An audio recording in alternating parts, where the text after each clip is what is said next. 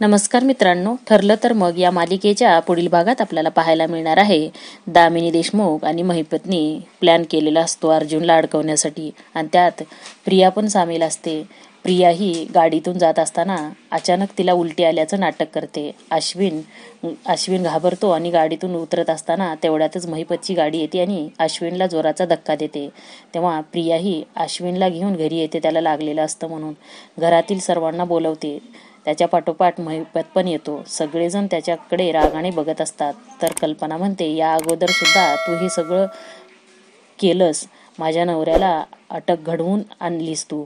महिपत नाटक करत म्हणतो, मी खरंच यावेळी माझ्या हातून अपघात झाला आणि तो सुद्धा चुकून झाला. तेव्हा अर्जुन रागात येतो आणि म्हणतो, धावत येतो आणि महिपतची कॉलर धरतो. माझ्या भावाच्या केसाला जर धक्का लागला ना तर मी तुला उभा चेरेन म्हणून धमकी देतो.